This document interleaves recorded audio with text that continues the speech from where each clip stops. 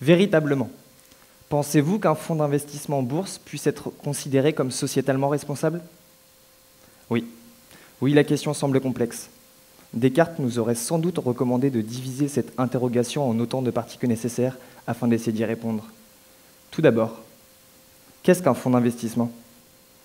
Un fonds d'investissement est un outil permettant à tout à chacun, disposant d'un capital, d'investir dans plusieurs entreprises, elles-mêmes permettant à des salariés de pouvoir échanger leur temps et leur savoir-faire contre une rémunération.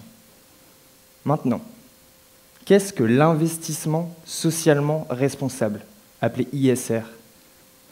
Question plus philosophique que mathématique. Compliqué pour un financier.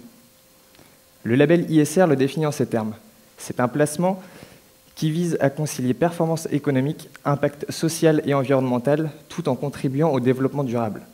En fait, il s'agit simplement d'investir dans les entreprises ayant une bonne notation environnementale, sociale et de gouvernance, que l'on nomme ESG. Mais comment peut-on juger de façon extra-financière une entreprise? C'est ici le cœur de ma recherche. Pour trouver la clarté, je me suis tourné vers le plus brillant des esprits des Lumières, Voltaire, et plus précisément vers un conte philosophique, Le Monde comme il va. Dans ce conte, Babouk, le personnage principal, est allé à Persépolis afin de rendre un jugement sur cette ville pour le compte d'un ange gouvernant le monde. Le peuple y était poli, doux et bienfaisant, quoique léger, médisant et plein de vanité.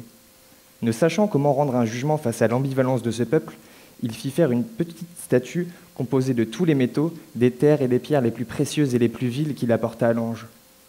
En réalité, la littérature académique nous permet de corroborer la pensée de Voltaire.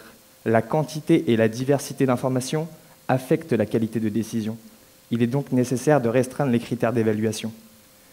Je me suis alors demandé quelles sont les principales responsabilités d'un investisseur. Tout d'abord, il me semble que l'isonomie, autrement appelée état de droit, remplit son rôle.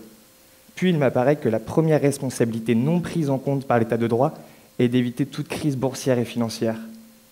La deuxième devrait être de limiter le changement climatique.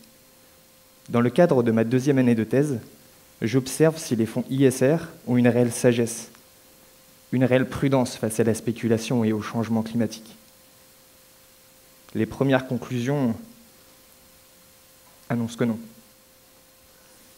Suite à cela, je vais tenter de découvrir si un fonds d'investissement peut réellement concilier performance financière, lutte contre la spéculation et performance climatique. Aristote disait que rien n'est plus cruel que de vouloir élever l'homme à une perfection dont il n'est pas capable. Essayons au moins d'être meilleurs.